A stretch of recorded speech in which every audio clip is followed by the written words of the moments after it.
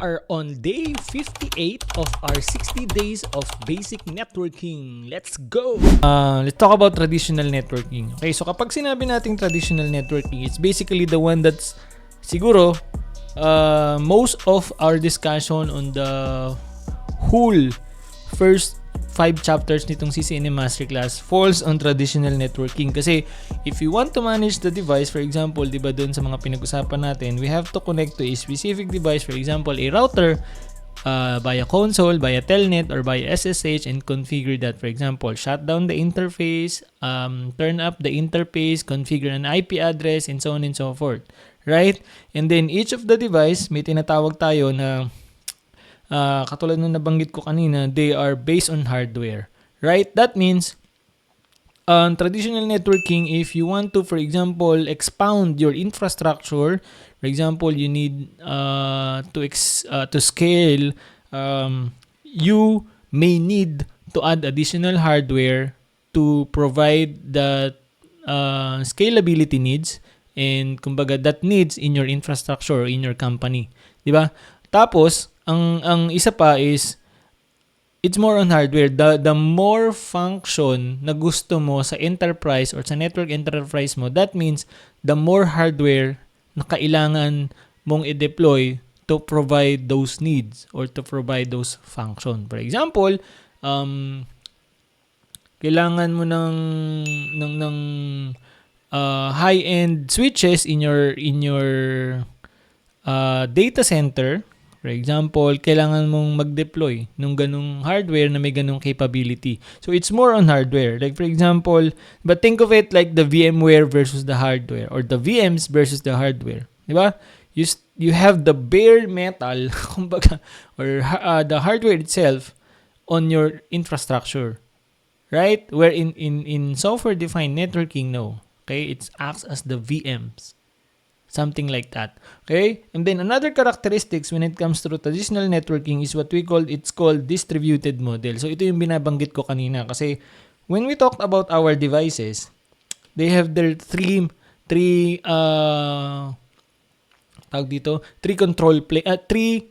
planes in terms of managing the packets or frame that comes through them. So yung una is what we called control plane. And then, sabi ko nga, data plane, and then, management plane. So, itong mga to, present on all of the device in your network. Each of them has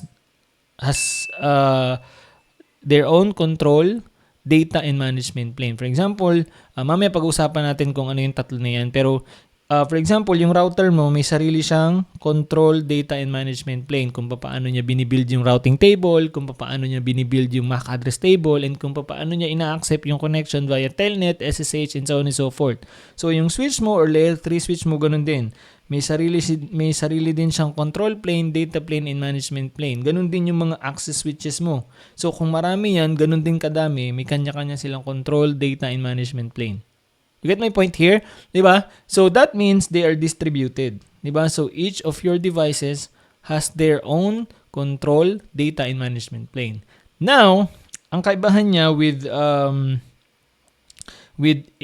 software-defined networking or yung newest way of managing our network is we take out the control plane and it's being done na on the software-defined or in the network controller na tinatawag. Mamaya I'll show you. Pero get my point here. Okay? Focus on what I'm saying here. My point here is each of these devices, okay? Lahat ng mga devices natin na to, may kanya-kanya silang control plane, data plane, and management plane. So, ganun din to. Control plane, data plane, lahat yan. If you have 100 devices, for example, each of them has their own control plane, data plane, and management plane. Ibig sabihin, yung mga devices na yun are deciding on its own, okay? Deciding on its own how they are building routing table, how they are building MAC address table, kumbaga, or building STPs and so on and so forth, and how they are accepting management connection like telnet or SSH or console. Diba? You get my point? So, they are on its own, kumbaga, right? Okay, distributed. Yun yung ibig sabihin natin dyan. Now, when it comes to SDN, as you can see in our diagram here, di ba? Sa SDN or software-defined networking, it's basically on software na, hindi na hardware. So kanina, even if, for example, katulad nung nabanggit ko kanina, if you want to scale your infrastructure, kasi for example, magde-deploy kayo ng app, you need some advanced hardware or advanced network devices that can handle that app. For example, in SDN, hindi na ganun kahirap kasi it's done by a software. Does that make sense? Okay? So that means more of the managing, more of the deployment, more of the monitoring, more of the configuration na ginagawa mo sa mga devices mo are done via software. That's why it's called software-defined networking. Okay? So yun yung pagkakaiba nila. In traditional, it's more on hardware or it's called hardware networking. And then on SDN, it's more on software or what we call software networking. And then katulad nung nabanggit ko kanina, kung si traditional networking has a distributed model or architecture approach in terms of the planes doon sa kanyang mga network devices, si SDN has a centralized model. That means, katulad ng nabanggit ko kanina, di ba, if you have, for example, ilan ba to? 7 devices here. Kung sa traditional networking, may sarili silang control plane, data plane, and management plane. In SDN, hindi na ganun. Okay? Kasi nagkakaroon tayo or inintroduce natin dito yung controller. Wherein, yung control plane, inaalis na natin sa mga devices. Okay? Ang control plane natin, basically, nandito na sa ating controller. Control pala yung spelling ko. Pero you get the point. Control plane. That means, okay, ang nagko-control na, ang what do you call this? Ang nagmamando na doon sa mga devices natin, hindi na yung sarili nila. Okay? Meron ng nagmamando or meron ng external driving force, ika nga, kung saan nagbe-base yung decision nila. Okay? Kasi yung data plane, if for example, yung pag-receive nila ng packets or frames,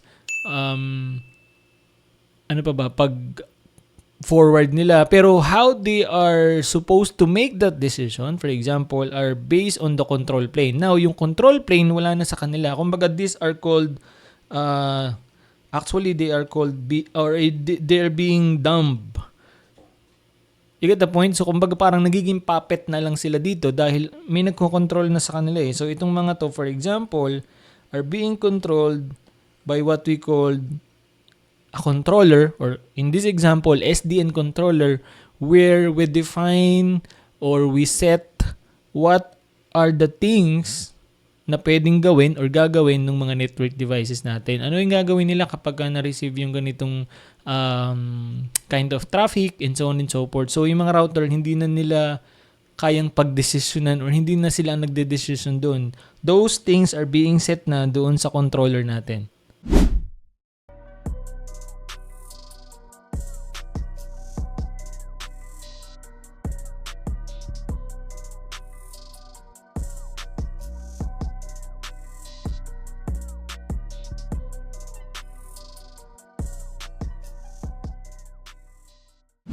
Does that make sense? So, yung pinagkaiba ng tinatawag natin na SDN versus traditional networking. And take note of this, di ba? Probably wondering, Sir Billy, okay, so sige, may controller na tayo, nandyan na yung mga devices natin. Paano naman nag-uusap? Kasi yung controller, it can be a device or a hardware and a software or a VM. Okay, so pwedeng program line. For example, yung Cisco ACI, ganyan, or Cisco APIC, or APIC EM, or Open SDN, and so on and so forth. So, mamaya we're gonna talk about that. Pero, those are programs that can talk to your devices and tell them what to do, or set what they need to do in case they encounter this and that. You get the point? So, basically, we can program the devices na with SDN. It's more on software. Right now, you're probably wondering, sir, paano nangyari yun? Paano nakakapag-usap yung controller at saka yung mga devices natin? Good question. This is where we introduce what we called API. So, yung program is talking to our devices via Application Programming Interface or API. Mamaya pag-uusapan natin yung API. Pero if you're on the dev side or on the programming side, probably you're familiar with API. So, basically, the controller talks or communicates to our devices via API. Okay, so controller papuntang devices via API yan. Ang tawag natin dyan is SBI, which is southbound interface. Mamaya pag-uusapan din natin yan. So from controller, going down dito sa mga devices is what we called SBI or southbound interface. So ano yung southbound interface? Mamaya pag-uusapan natin yung dalawa. Northbound, kasi yung northbound is, for example, is the program like for example Python, Cisco DNA Center, or yung user, or yung ginagamit ng user, papunta naman dun sa controller. So dito, ang tawag natin dyan, NBI or northbound interface. Does that make sense? Diba? So yung controller natin can be a hardware or a software program is being controlled by the user, or kumbaga tayo, network engineers or dev engineers, tayo yung nagsusupply ng mga program codes, and it can also be done by API din. Pwede din tayong gumamit ng API dyan eh. Pero it's more on what we do on the controller side. It's called NBI or northbound interface. Pero what the controller do on the network devices, it's called southbound interface. Does that make sense? Okay? So, nakikita mo yung kaibahan ng traditional networking and SDN here. Diba? So basically, in traditional networking, if we want to change something on the device, or if, for example, we want to get the running configuration of the device or get the configuration of an interface nung router na to, that means I have to telnet on this device or SSH or console, and then SORAN or SORAN interface, ganyan-ganyan, to get those information. Kaya naman, if I have to shut down that interface, ganun din. I have to connect to that device via telnet, SSH, and so on, and then shut down that interface. If I have to configure EIGRP, I have to go onto that device. If I have to, configure a policy map, I have to go on. You get my point? So, we manually do the task and configuration or deployment in traditional networking. Wherein, in software-defined networking, we can create a program, or you can use a program, and then that program talks to the controller via API, and then the controller talks or communicate to the devices via API again, and do those things for us. Does that make sense?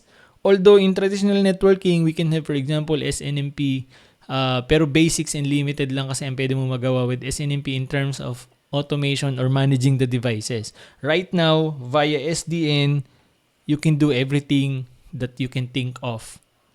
Pero, take note of this yung mga traditional devices natin, like yung mga pinakita ko sa inyong switches nung una, like the 2960 and 3560 na meron ako dito, they are not compatible with SDN. Of course, kung gusto mong yung mga devices mo can be controlled by a software and can communicate via API, they must be compatible with SDN. So ngayon, dito papasok yung mga new and latest models ng mga devices ni Cisco in terms of Cisco. 'Di ba? So yung mga 9000 series, I guess ano pa ba yung bago? I guess yun yung pinakabago 9000 series when it can be programmability na. I mean it can be programmed, like it's compatible with Cisco DNA Center. So mamaya pag-uusapan din natin in this module or in this section yung Cisco DNA Center. So that means they can be programmed and they can talk to a controller which can be programmed by the user using a programming language. So yung mga traditional routers and switches mo, hindi mo na magagamit yon if you want to have or magagamit mo man is, I mean, hindi siya compatible with SDN. Okay? So you have to deploy a new set of devices if you really want to automate or if you really want to have the full capability of SDN. Does that make sense? 'Di ba? So I hope by showing you these examples, by giving you these theories and concepts, napapagtagpi-tagpi mo in your mind, sa isip mo kung ano talaga yung kung saan tayo galing, kung ano yung traditional networking and ano yung nangyayari at saan tayo papunta, which is the software-defined networking. Kasi, seeing the trend, kumbaga, or looking at the trend, more likely we're going on a software-based or cloud-based na natatawag na networking. That means most of our network infrastructure will be managed and done via software. Of course, hindi pa rin mawawala yung hardware, pero kagaya ng sinabi ko, they are programmable na. That means they can be controlled. Hindi mo na kailangan pumunta ng CLI and so on and so forth. You can use a program with have graphical user interface, for example, to configure those settings na kailangan mong gawin sa devices in your network. Okay, so as we move through this section, we're gonna add or we're gonna, kumbaga, pagtatagpi-tagpiin pa natin yung mga pieces together para mas mapatibay natin yung pundasyon natin. Pero for now, I hope you now distinguish the differences or the characteristics between traditional networks or traditional networking and then the software-defined networking or SDN.